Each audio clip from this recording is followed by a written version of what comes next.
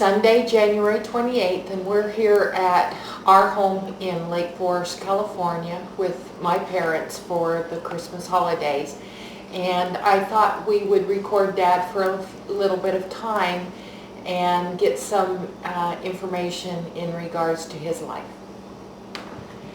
Dad, can you say where you was born at? And Yes, I, Sherwin, Clifford, Bair, was born in Smithfield, Utah. That was at Cache County, and of course it was stated it was in Utah.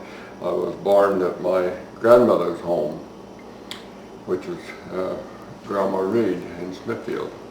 Mother went down there to visit Grandma, and that had to be the time that I was born, April 5th, 1927. how many brothers and sisters did you have? I had 5 sisters and 3 brothers, including, when you would include myself, that made 9 of us. And out of that 9, only 4 lived to longer life than 11 years. Mother had a lot of sad moments losing some of her family. Can you list the kids' names in order of their birth? Yes, there was Margaret, then myself, Sherwin, Jelaine, Jay, Marva, Charlene, Shannon, Dennis, and Garth. Do you have some early childhood experiences that you would like to recall here today? Yes, I think I could.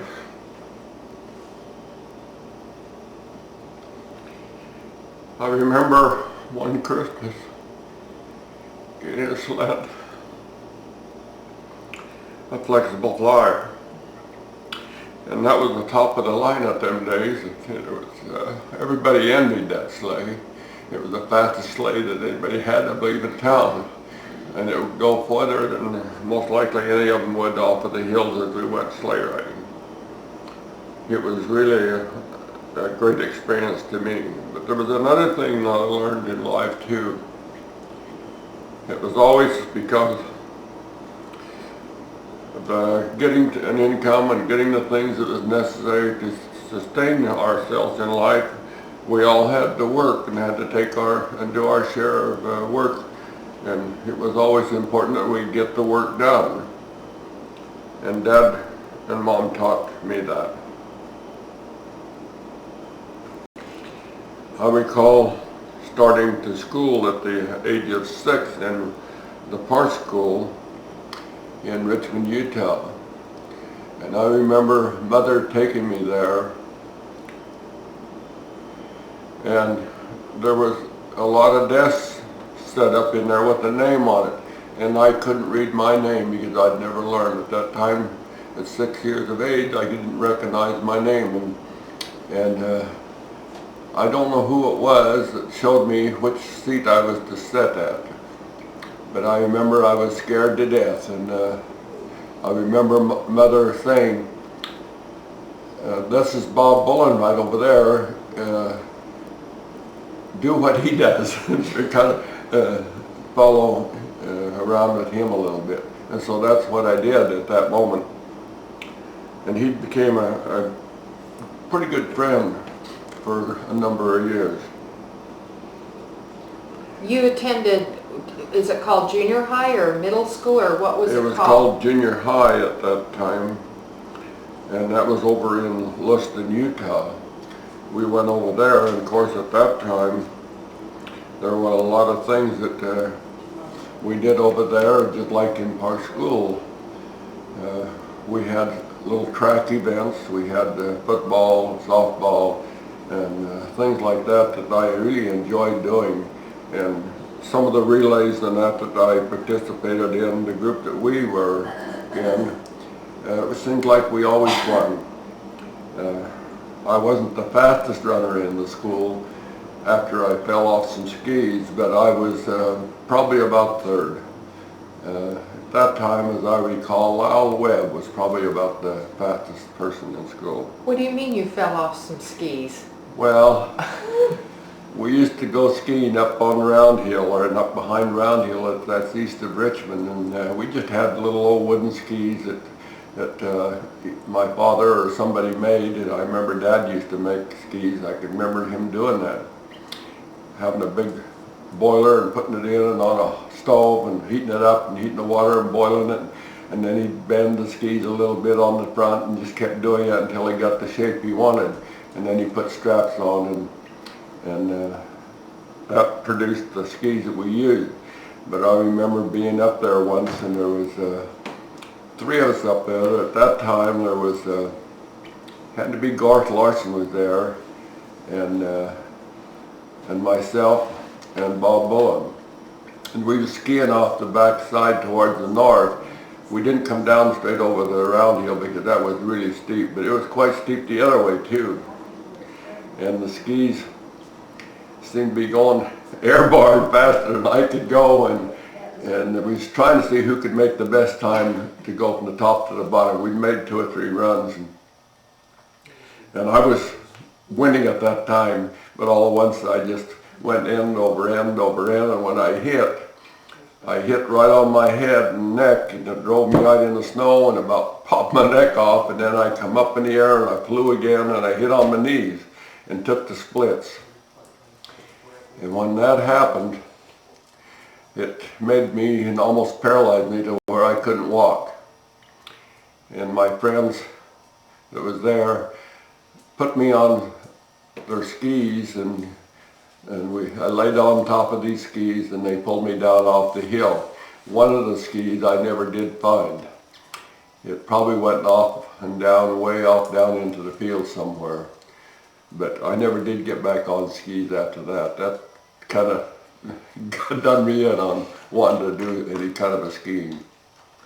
You went to North Cache for high school, didn't you? Yes, I went to North Cache High School, and there I had lots of fun with doing things. I remember we always had competition in our athletic program.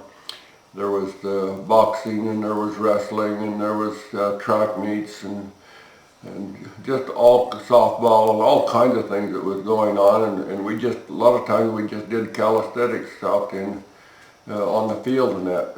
And I enjoyed doing those things. It was a lot of fun. But one of the things I enjoyed probably most of all in school, I wasn't able to participate in going into basketball and football in high school because of work schedules until my second year in school.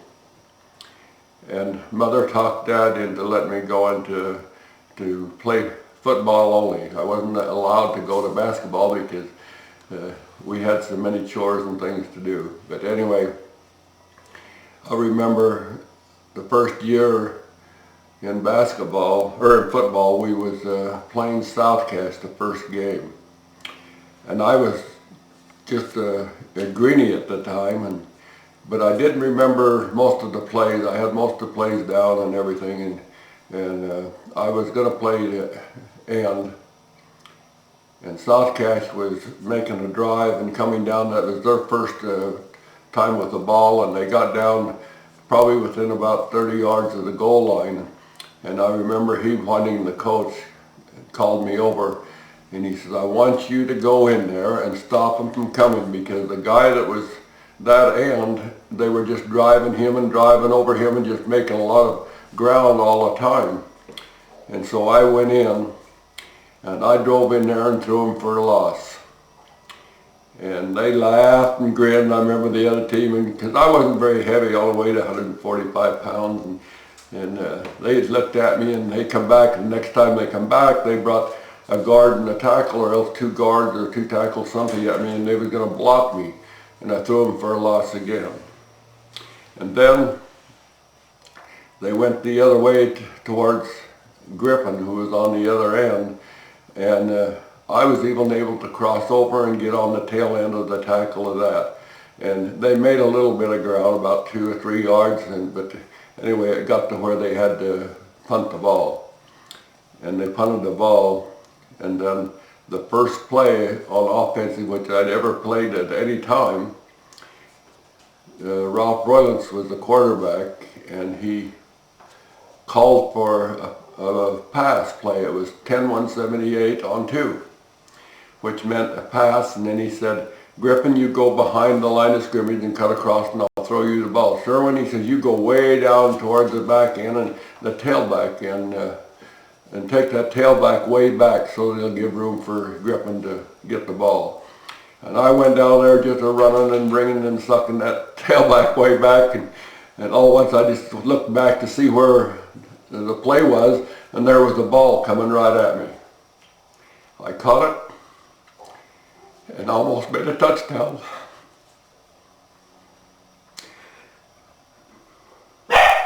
Those days were a lot of fun. I never was taken out of a ball game for 2 years, except for once. And that was because I made a block and it made me wobbly, and I was just about out on my feet. And he took me out for one play, and then I went back in.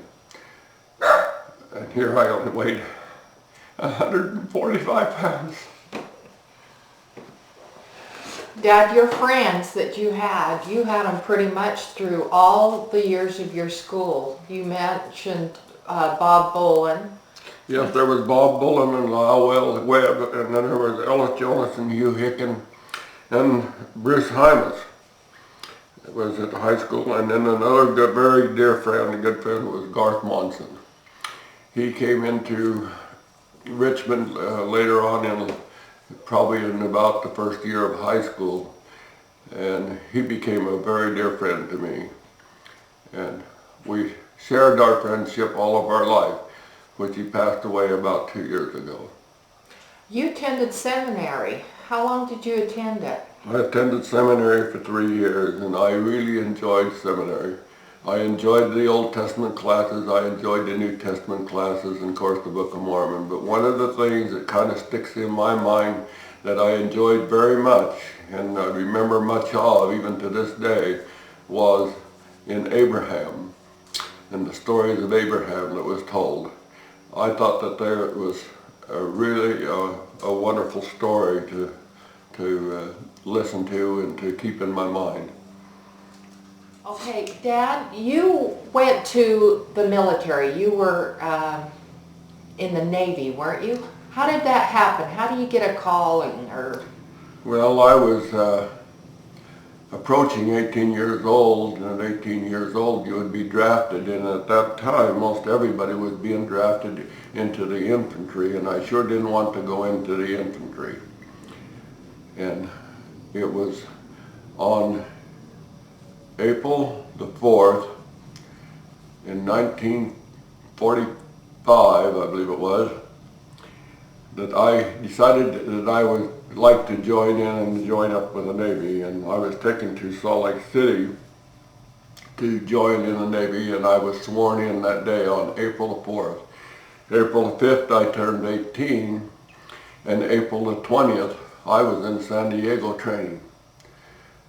And they were good experiences too. It was something that established my life, I think, a little better. It kind of made me grow up a little bit. I developed better, and I sure did put on a lot of weight at that time. I remember